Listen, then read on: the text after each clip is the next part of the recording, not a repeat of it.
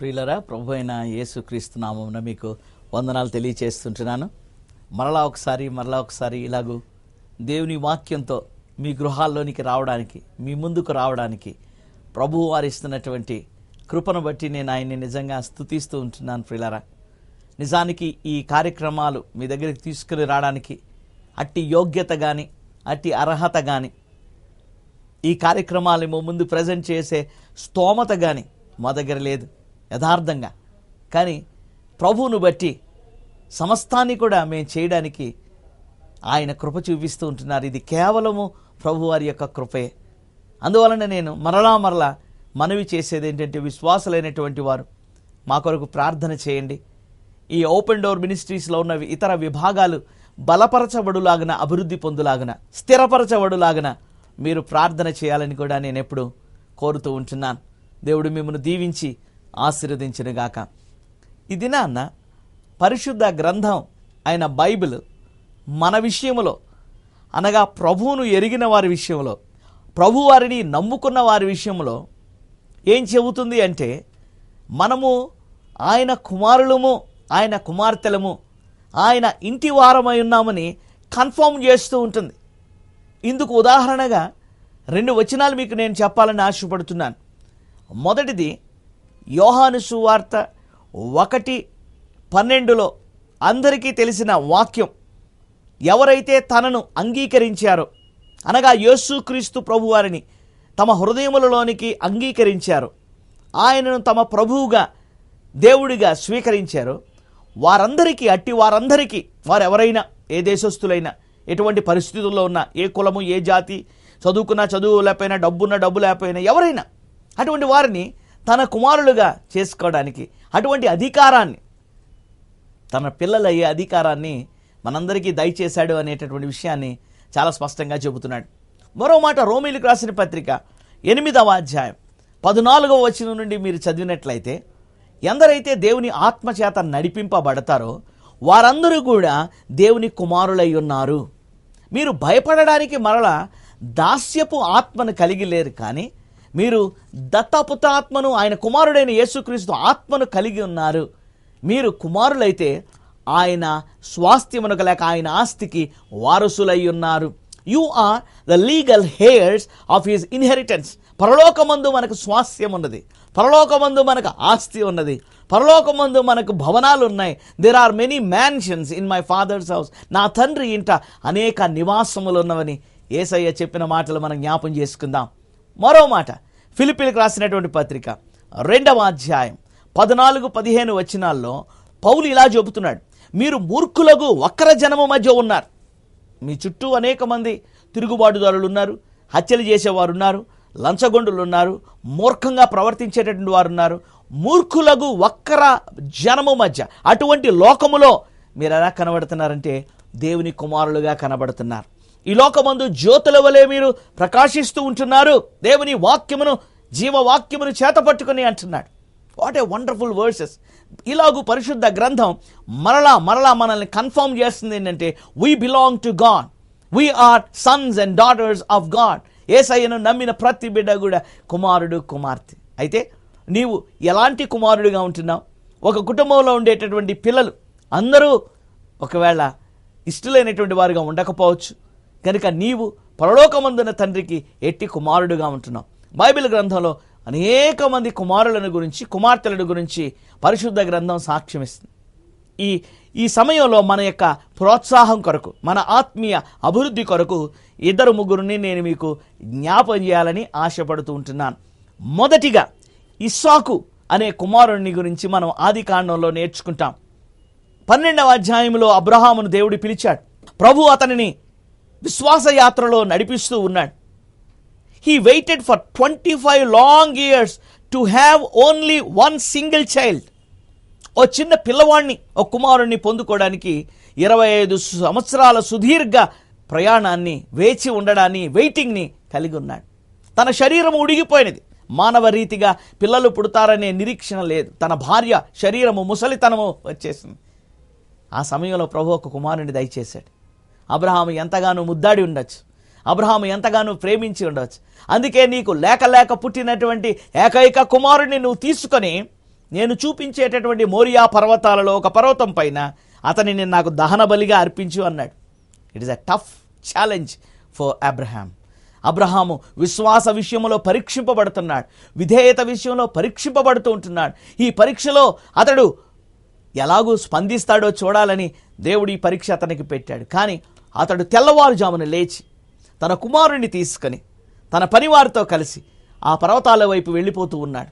కుమారుడు అడుగుతున్నాడు, తండ్రి, కట్టెలు ఉన్నవి, దహన బలికి పశువు ఏది నాయనా, నిప్పు ఉన్నది, కానీ గొర్రెపిల్ల లేదే అని అడిగితే దేవుడే చూచుకుంటాడు, యెహోవాయే చూచుకొని నా కుమారుడా అని చెప్పి 22వ అధ్యాయంలో మీరు 8వ వచనం 9వ వచనం లేక 7వ వచనం 8వ వచనం చూసినట్లయితే కనబడుతుంది. ఆయన ప్రశ్న అడగడం, తండ్రి జవాబు చెప్పడం.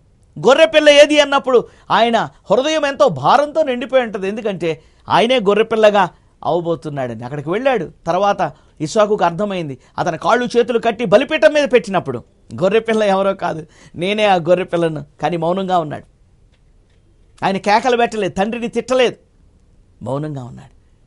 యేసుక్రీస్తు ప్రభు వారికి ఒక పెర్ఫెక్ట్ పిక్చర్గా మనకి ఓల్డ్ టెస్ట్మెంట్లో ఐజాక్ కనబడుతున్నాడు. దేవుని బిడ్డలారా, యేసు ప్రభు విధేయతను గురించి చూసినట్లయితే హెబ్రీయులకు రాసినటువంటి పత్రిక 5వ అధ్యాయం 7-8 వచనాలు ఇలా చెబుతున్నాడు. హీబ్రూస్ 5:7-8 శరీరధారి అయి ఉన్న దినములలో మహారోదనముతోను, ఎవరండి? యేసయ్య కుమారుడు, దేవుని కుమారుడు, మహారోదనముతోను కన్నీళ్లతోను తనను మరణము నుండి రక్షింపగలవానికి ప్రార్థనలు చేశాడు, యాచనలు చేశాడు.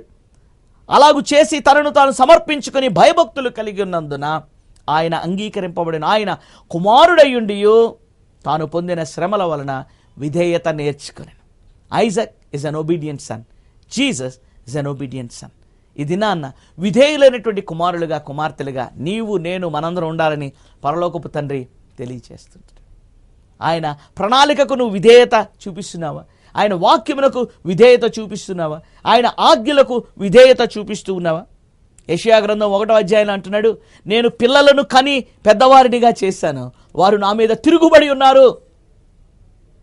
ఆ తిరుగుబాటుకు రిజల్ట్స్ ఏంటి? ఎక్కడ చూచినా గాయాలు, దెబ్బలు, పచ్చిపుండ్లు, అవి పిండబడలేదు, తైలముతో మెత్తన చేయబడలేదు. అయ్యో, నా జలునకు కలిగినటువంటి ఆ నాశనాన్ని నేను చూసినప్పుడు నేనెంతో చింతపడుతున్నాను అంటున్నాడు. దేవుని బిడ్డ, ఈ దినాన్న పరలోకపు తండ్రి పైన తిరుగుబాటు చేయడం వలన, ఇహలోక తల్లిదండ్రుల పైన తిరుగుబాటు చేయడం వలన తిరుగుబాటుదారులు ఈ లోకంలో పెరిగిపోతూ ఉంటున్నారు. ఎక్కడ చూసినా, ఏ సంస్థలో, ఏ ఆఫీసులో, ఏ కాలేజీలో, ఏ యూనివర్సిటీలో చూసినా ఆల్వేస్ రెబలియస్ స్ట్రైక్స్, యాజిటేషన్స్. విధేయత అనేటటువంటిది లేకుండా అయిపోయింది ఈ దినాల్లో. భూమి మీద నీవు దీర్ఘాయుష్మంతుడు ఒగినట్లు నీ తల్లిని నీ తండ్రిని సన్మానించు. విధేయతను గురించి బైబిల్ ఇంకా ఏమి నేర్పిస్తుందంటే, నువ్వు ఒక ఆఫీసులో ఒక ఎంప్లాయీ అయి ఉండొచ్చు, ఒక ఫ్యాక్టరీలో ఎంప్లాయీ అయి ఉండొచ్చు, అక్కడ కూడా నీ అధికారులకు నువ్వు లోబడి ఉండాలని బైబిల్ గ్రంథం చెప్తుందండి. మీరు ఒకసారి నాతో కలిసి తీతు పత్రిక 3వ అధ్యాయం చూస్తే 1వ వచనంలో అధిపతులకును అధికారులకును లోబడి విధేయులుగా ఉండవలననియు ప్రతి సత్కార్యము చేయుటకు సిద్ధపడి ఉండవలననియు మనుషులందరి ఎడల సంపూర్ణమైన సాత్వికమును కనుపరుచుచు ఎవరిని దూషింపక జగడమాడని వారును శాంతులునై ఉండవలనని జ్ఞాపం చేసుకోండి. మీరు బిలీవర్స్, సంఘాల్లో ఉండే విశ్వాసులారా, this is how you need to conduct your self. Don't go for fights, don't go for agitations. ఇవన్నీ కూడా దేవుని బిడ్డలకు తగినటువంటివి కాదు. కనుక విధేయుడైనటువంటి కుమారుడు ఇస్సాకు. రెండవది నమ్మకత్వం. నీవు ఆయన కుమారుడు అయి ఉంటే, నువ్వు ఆయన కుమార్తె అయి ఉంటే, బీ ఫెయిత్ఫుల్. ఒక కుటుంబంలో నమ్మకత్వం లేకపోతే ఆ కుటుంబం వర్ధిల్లదు. దేవుని కుటుంబం కూడా ఆశీర్వదింపబడాలి అంటే ఆయన కుమారుడిగా కుమార్తెగా నీవు నేను నమ్మకమైన వారుగా ఉండాలి. చూడండి, దేవుని వాక్యంలో చూసినప్పుడు కొలస్సీలకు రాసినటువంటి పత్రిక 4వ అధ్యాయం 7వ వచనంలో దేవుని వాక్యం ఇలా చెప్తుంది. తుకీకు అనేటటువంటి కుమారుడు గురించి, తుకీకు అనేటటువంటి పౌలు జత పని వారిని గురించి మాట్లాడుతూ ఏమన్నాడంటే, ప్రియ సహోదరుడును, he is a brother in the Lord. గనక ఈ తుకీకు అనే వ్యక్తి ప్రియ సహోదరుడు, ప్రభువు నందు నమ్మకమైన పరిచారకుడు. అతనికి పరిచర్య అప్పగించాం. ఒక సర్వీస్, సేవకుల కొరకు, ప్రసంగికుల కొరకు, లేక సంఘంలో ఉండే బిడ్డల కొరకు పరిచర్యలు అప్పగించాము. ఆ పరిచర్యలు అతను ఎలా చేస్తున్నాడు? ప్రభువులో నమ్మకంగా చేస్తున్నాడు. నమ్మకమైన పరిచారకుడును నా తోటి సేవకుడైన తుకీకు నన్ను గురించి సాక్ష్యం ఇస్తాడు. What a wonderful remark it is. రెండవదిగా మోషే దేవుని ఇల్లంతటిలో నమ్మకమైన వాడు. దేవుని బిడ్డలారా, నీవు నేను మనం నమ్మకమైన వారుగా ఉంటే మనము తప్పక ఆ ఫలాన్ని మనం పొందుతాం, ఆ ఎప్రిషియేషన్ మనం పొందుతాం, ఆ రివార్డును మనం పొందుతాం. ఈ రివార్డును గురించి మాట్లాడినప్పుడు లూకాసు వార్త 19వ అధ్యాయం 17వ వచనంలో అంటున్నాడు, బలా మంచి దాసుడా, నీవు ఈ కొంచెములో నమ్మకముగా ఉంటివి గనుక 10 పట్టణముల మీద అధికారివే. కొంచెములో నమ్మకంగా ఉన్నావు, కొంచెములో నువ్వు ఫెయిత్ఫుల్గా ఉన్నావు. నౌ యూ టేక్ 10 cities, 10 పట్టణముల మీద అధికారివే. Luke's gospel 19:17. ఇంకా ప్రకటన గ్రంథం 2:10 మరణము వరకు నమ్మకముగా ఉండము, జీవ కిరీటం నీకు ఇచ్చేది. కనుక దేవుడు మన దగ్గర నుండి ఫెయిత్ఫుల్నెస్ ఆశిస్తున్నాడు. Whether you do a small work or a big work. దేవుని యొక్క సేవకుడిగా ఓ చిన్న పనివాడిగా ఉండొచ్చు, లేకపోతే ఓ పెద్ద పనివాడిగా ఉండవచ్చు. పెద్ద పని నీకు అప్పగించిన, చిన్న పని నీకు అప్పగించిన, నీకు అప్పగించిన దానిలో నీవు నేను మనందరం నమ్మకస్తులుగా ఉండాలన్నదే దేవుని యొక్క వాక్య ప్రబోధమై ఉంటుంది. మూడవదిగా మనం చూసినట్లయితే ప్రియులరా, ప్రయోజనకరమైనటువంటి వారంగా ఉండాలి. You should be useful children of God. ఈ దినాల్లో మనం చూసినప్పుడు నిష్ప్రయోజనంగా ఉండేటటువంటి వారు, ఏ పని చేయకుండా ఆడుతూ పాడుతూ తమ సమయాలను వ్యర్థం చేసే కుమారులు కుమార్తెలు ఎంతోమంది ఉన్నారు. You need to have a work on your hand. నువ్వు ప్రయోజనకరముగా నీ దినాన్ని గడపాలి, నీ వారాన్ని గడపాలి, నీ యొక్క సంవత్సరాన్ని గడపాలి. ప్రయోజనకరమైన వాడిగా, నిష్ప్రయోజనమైన వాడిగా ఉంటే యూస్లెస్ ట్రీని ఆయన ఏమన్నాడండి? లూకాసు వార్త 13వ అధ్యాయంలో, నిష్ప్రయోజనమైన ఈ చెట్టును, లేక ఫలములు లేని ఈ చెట్టును 3 సంవత్సరాల నుండి నేను వెతుకుతూ వస్తున్నాను, కానీ ఒక్క ఫలం లేదు. ఈ యొక్క నేల ఎలా వ్యర్థమైపోవాలి, దీనిని నరికివేయము అంటున్నాడు యజమానుడు. పరలోకమందున్న తండ్రి నిన్ను నన్ను చూస్తున్నాడు. ఓ మంచి జీవితాన్ని నీకు ఇచ్చాడు, నాకు ఇచ్చాడు. ఈ భూమిలో ఉన్నటువంటి వనరులన్నిటినీ నీకు నాకు ఇచ్చాడు, ఎంజాయ్ చేయమన్నాడు. కానీ ఆయనకు ఉపయోగకరంగా ఉండమన్నాడు. ఆయన రాజ్యానికి ఉపయోగకరంగా లేకుండా కేవలం నీ మట్టుకు, కేవలం నీ కుటుంబం మట్టుకు, మీ మట్టుకు మీరే తింటూ త్రాగుతూ ఎంజాయ్ చేస్తూ ఆయన కార్యములను, ఆయన పనులను మరిచి ఆయనకు ఏమాత్రం కూడా ప్రయోజనం లేకుండా ఉంటే, no, he will not be happy with you. ఆయన సంతోషించేవాడుగా ఉండలేడు. ఫిలోమోను పత్రిక మీరు చదువుతున్నప్పుడు అక్కడ ఒక కుమారుని గురించి రాస్తాడు పౌలు. అతని పేరు ఒనేసిము చర్చ్ ఎల్డర్ అయినటువంటి ఫిలోమోను ఇంటిలో ఉండేవాడు. యవనస్తుడు. కానీ అతనికి లోకాశలు వచ్చాయో, ఏ స్నేహాలు కలిగాయో తెలియదు. కానీ ఆ యొక్క పెద్ద అయినటువంటి సంఘ పెద్ద ఫిలోమోను వదిలిపెట్టేశాడు, భక్తిని వదిలిపెట్టేశాడు. అతడు భక్తి కలిగిన యజమానుడు. ప్రార్థనలు జరిగాయి అతని ఇంటిలో, సహవాసం ఉండేది, అన్నీ వదిలిపెట్టాడు, పారిపోయాడు రోమ్ పట్టణం. ఏం పని చేశాడో తప్పిదం తెలియదు, కానీ ఎత్తుకుని పోయాడు కొన్ని సొత్తులు, అమ్ముకున్నాడు. అక్కడ చిట్ట చివరికి వెళ్ళి జైల్లో ల్యాండ్ అయ్యాడు ఈ కుమారుడు. పౌలు అక్కడ కలుసుకుంటాడు, అతన్ని రక్షణలోనికి నడిపిస్తాడు. పౌలు ఏం మాట్లాడతాడు ఇప్పుడు ఫిలోమోను పత్రిక 1:11లో, ఈ ఒనేసిము పూర్వము నిష్ప్రయోజనమైన వాడు, కానీ ఇప్పుడు నీకును నాకును ప్రయోజనకరమైన వాడిగా, కుమారుని వంటి వాడిగా, సహోదరుని వంటి వాడిగా మారిపోయాడు. Earlier he's useless, but now he's useful. Timothy పత్రికలో పౌలు కూడా అదే హెచ్చరిక చేశాడని తిమోతికి రాస్తూ 2వ అధ్యాయం తిమోతి పత్రికలో మనం చూస్తాం ప్రియులరా, 20వ వచనంలో, గొప్ప ఇంటిలో వెండి పాత్రలు, బంగారు పాత్రలు, కర్రవయు మంటియు కూడా ఉన్నాయి. యజమానుడు వాడుకునే పాత్రగా నీ ఉంటే చాలు. So you organise your self, so you discipline your self to be useful in the hands of God. దేవుని చేతిలో నువ్వు వాడబడ్డానికి నీవు నేను ఇష్టపడాలి. ఆయన అలా వాడుకోవడానికి ఇష్టపడుతున్నాడు, ఆయన అలా తీర్చిదిద్దడానికి ఇష్టపడుతూ ఉంటున్నాడు. కనుక విధేయుడైన కుమారుడు ఇస్సాకు, నమ్మకమైనటువంటి కుమారుడు తూకికు, నిష్ప్రయోజనమైనవాడు ప్రయోజనకరంగా మార్చివేయబడిన వాడు ఒనేసిము అనేటటువంటి కుమారుడు. 4వదిగా లూకాసు వార్త 15వ అధ్యాయంలో చదువుకునే తప్పిపోయిన కుమారుడు. ఈ కుమారుడు తండ్రితో తగువ పెట్టుకున్నాడు, తండ్రిని విడిచి వెళ్ళిపోయాడు, ఆస్తిపాస్తులన్నీ కూడా కూర్చుకున్నాడు. రకరకాలైనటువంటి దుర్వ్యాపారములో తన ఆస్తిని పాడు చేశాడు. తండ్రిని గాయపరిచాడు, తండ్రిని దుఃఖపరిచాడు, తండ్రికి దూరమైనాడు, తాను ఏవేవో చేయాలనుకుని వెళ్ళాడు. All his plans, all his ideas, all his friends left him alone. ఒంటరి వానిగా విడిచిపెట్టాడు.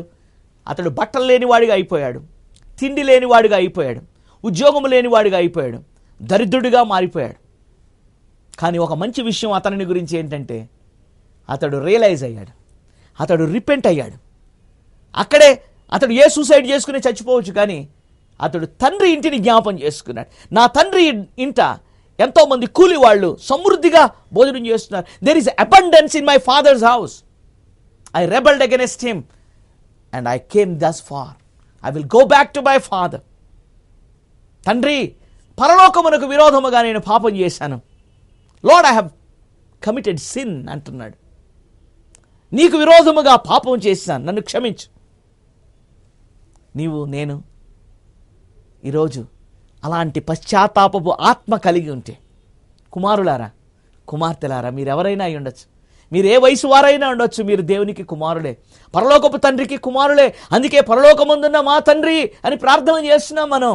మంచిదే, పరలోకమందున్న మా తండ్రి అనే ప్రార్థనలు వల్లిస్తున్నాం. కానీ ఆయనకి ఇష్టలైన కుమారులుగా ఉంటున్నామా? ప్రయోజనకరమైన కుమారులుగా ఉంటున్నామా? విధేయులైన కుమారులుగా ఉంటున్నామా? నమ్మకమైన కుమారులుగా ఉంటున్నామా? అలా లేకపోతే కమ్ బ్యాక్ టు హిమ్, తిరిగి వచ్చిన కుమారులుగా ఉండండి. అతడు ఇంకా దూరముగా ఉండగా ఈ తండ్రి పరిగెత్తుకుని వెళ్ళి కౌలించుకొని మెడ మీద పడి ముద్దు పెట్టుకొని ఏదైతే పోగొట్టుకున్నాడో సమస్తాన్ని తిరిగి ఇచ్చాడు. మరలా దరిద్రత నుండి ఐశ్వర్యం ఆయనకు కలిగింది. సమాధానం, శాంతి, సంతోషం, అక్కడ గొప్ప విందు, అక్కడ వాయిద్యాలు, పాటలు. Yes, if you come back to Jesus, he will give back to you what all you have last.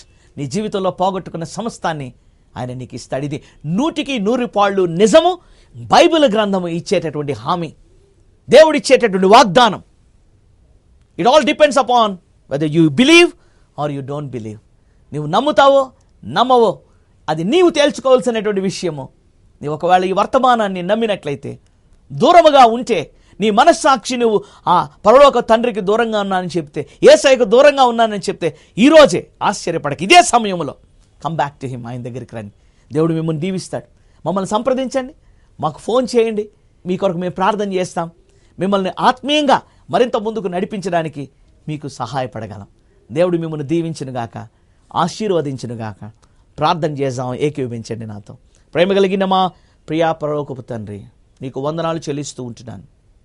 మేము నీకు కుమారులమై ఉన్నామని, అయితే ప్రభువా, నిన్ను విడిచి వెళ్ళిన కుమారులుగా మేము ఉండకూడదు, తిరుగుబాటు చేసిన కుమారులుగా మేము ఉండకూడదు, వంచన చేసిన కుమారులుగా మేము ఉండకూడదని నువ్వు ఆశపడుతున్నాం.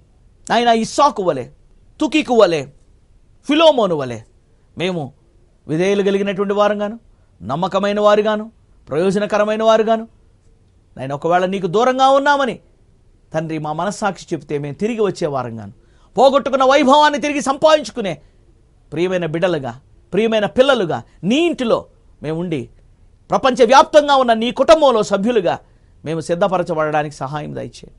నీకు వందనాలు, స్తోత్రాలు చెల్లిస్తున్నాను. ఎవరైతే తిరిగి వస్తున్నారో అటువంటి బిడ్డలను ప్రత్యేకంగా మీరు టచ్ చేసి దర్శించి నూతన ఉజ్జీవం వారిలో కలుగు చేయమని యేసునామమున ప్రార్థించి, రోగగ్రస్తులను ముఖ్యంగా ముట్టి స్వస్థపరచమని, అనారోగ్య పరిస్థితుల్లో నైనా తన్ని పీడింపబడుతున్నటువంటి బిడ్డలకు విడుదలను కలుగు చేయమని, నిరాశ నిస్పృహల్లో ఉన్న వారికి ఉజ్జీవాన్ని కలుగు చేయమని, ప్రోత్సాహాన్ని కలుగు చేయమని, ఆదరణ నిమ్మని యేసు క్రీస్తు వారి నామములో ఈ మనవులన్నీ ప్రార్థించి వేడుకొంచున్నాము తండ్రి. ఆమెన్. మన తండ్రి అయిన దేవుని ప్రేమ, ప్రభువు అయిన యేసు క్రీస్తు వారి కృప, పరిశుద్ధాత్మ దేవుని అన్యోన్య సహవాసం ఇప్పుడు ఎల్లప్పుడు సదాకాలము మనందరికీ సార్వత్రిక సంఘానికి తోడయుండి నడిపించునుగాక. ఆమెన్. God bless you.